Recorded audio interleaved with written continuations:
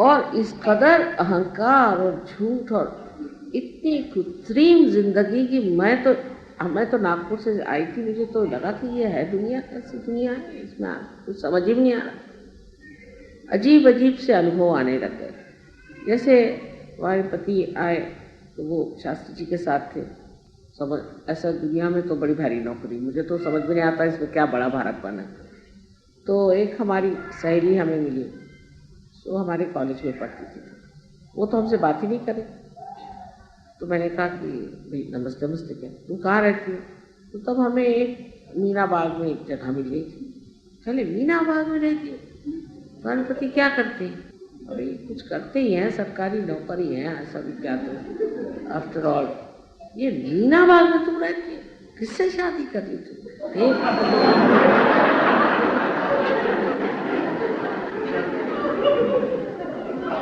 तुमको और कोई नहीं मिला?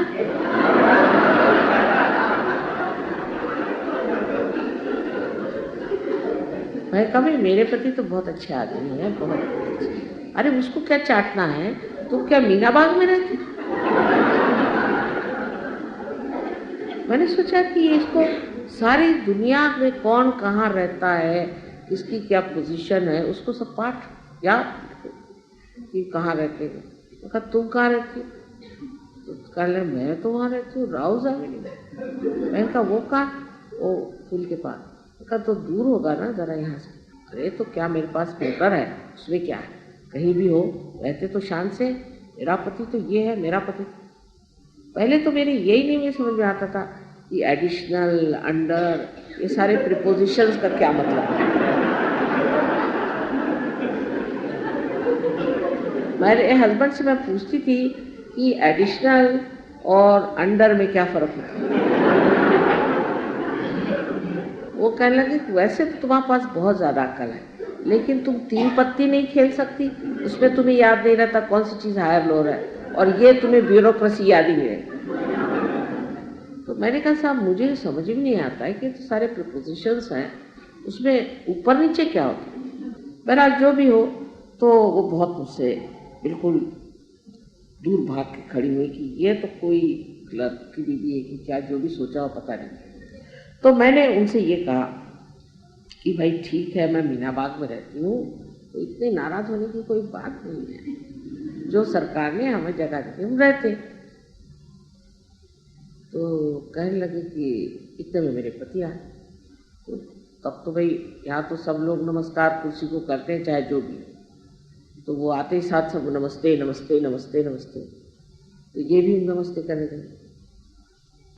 तो उससे कहने लगे तुमने क्यों नमस्ते किया? कहो तो मेरे पति है ना, उनको क्या नमस्ते करना? ये तुम्हारे पति है, फिर तुम मीना बाग में क्यों रहती हो?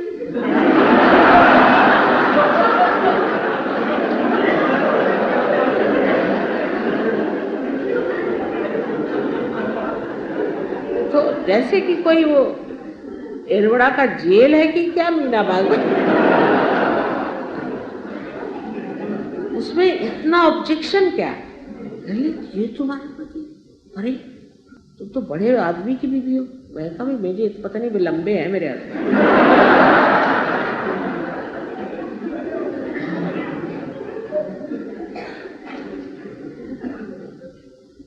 तो कहने तुम तो मेरी गंवार, तुमको तो वो फलानी जगह में कोठी मांगनी चाहिए थी। मैंने कहा काहे के लिए? तो कहले वाह इतने बड़े आदमी हैं, तो क्या तुमको बड़ी कोठी नहीं चाहिए? तो कभी मुझे तो छोटा ही घर अच्छा लगता है, क्योंकि सफाई वफाई करे मुश्किल जाती है। तो कहले क्या तुम्हारे घर में नौकर नहीं? मैंने कहा है, पर उसको बहुत ज़्यादा काम पड़ेगा ना, तो बेहतर है छोटा ही घर अच्छा है।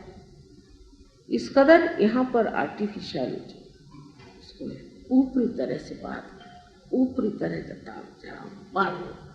उसके बाद तो वो समझ लीजिए उन्होंने मुझे रोज एक फ़ोन करती थी, मैं तो परेशान हूँ।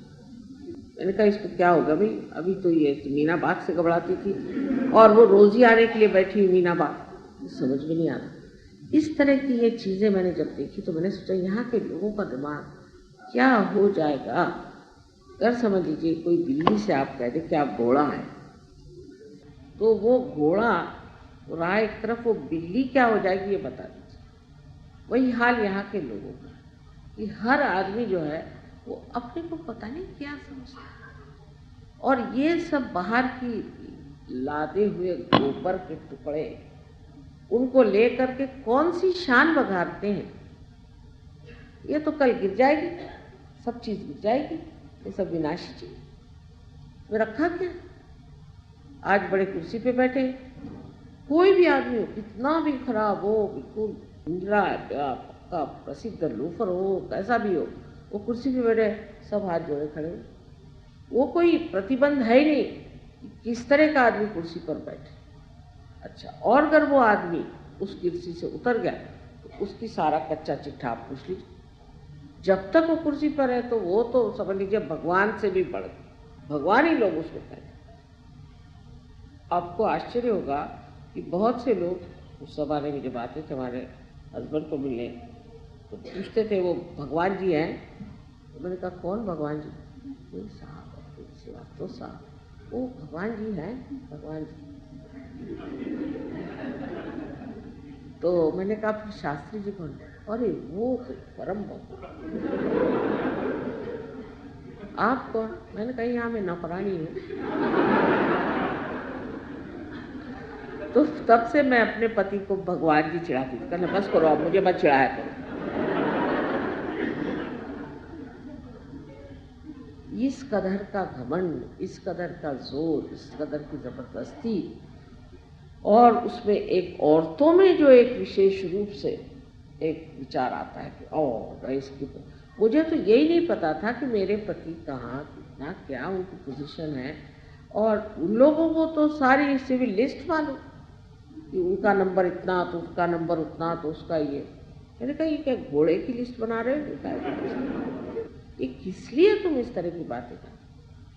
और उन लोगों की बातें मुझसे समझ ही में मेरे आती नहीं थी, क्योंकि बैठे बैठे डिस्कशन करती रहती थी, इसको ये प्रमोशन मिला, उसको वो प्रमोशन। अच्छी भली पढ़ी लिखी औरतें, एजुकेटेड, हम लोगों के साथ पढ़ी लिखी औरतें थी, वो ना कुछ पढ़ना, ना लिखना, ना कुछ जानना, ना कोई बातें, बस ये कि पति की नौकरी कौन सी, उसी के एक प्रकाश में मार अपने को पुष्ट की सकते।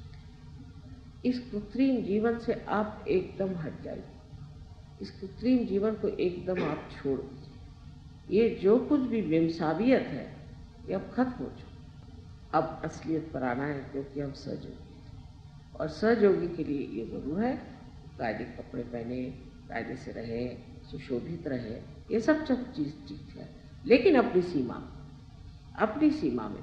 और इस कृत्रिमता को जब आप हटाएंगे तभी आप देखिएगा कि अंदर वो शिव तत्व आपके अंदर चमक रहा है, आपकी जो शान है वो देख रहे हैं दुनिया, कहते हैं कि है ना ये, वो ऐसी एक साहब है, आप मिले साहब, क्या चीज़ है। फिर वो कुर्सी से उतरे, चाहे कुर्सी पर बैठे, चाहे वो बाहर जाए, चाहे अंदर जाए, सारी दुनिया उनके नाम से ही सोचेंगे वाह क्या नाम ले लिया। ये सहयोगी की बात होती है। एक ऐसा चरित्र होना चाहिए, एक ऐसा विशेष स्वरूप होना चाहिए कि जो कहे कि शिव जी जो थे वो तो राक्षसों को भी क्षमा कर। इस प्रकार जिस शिव तत्व को हमने मान्य कर लिया और उनका क्षमा तत्व हमारे अंदर जब बस गया तो हमें कोई सता ही नहीं सकता, कोई दुख ही नहीं दे सकता, क्योंकि जब हमें याद ही नहीं रहा इसने क्या तकलीफ दी तो हमें कौन सा दुख हो। इस शिव तत्व में उतरने के लिए सबसे पहले आपको समझ लेना चाहिए कि दिल्ली बिल्ली है, ये घोड़ा नहीं, और बिल्ली पे बैठा नहीं जाता, नहीं तो बिल्ली मर जाती। ये नहीं सोचना है कि हम दिल्ली में रह रहे हैं तो हम कोई विशेष नहीं। जैसा ही ये सोच लिया ऐसे ही आपका जो है सारा चरित्र ही एक हास्यास्पद,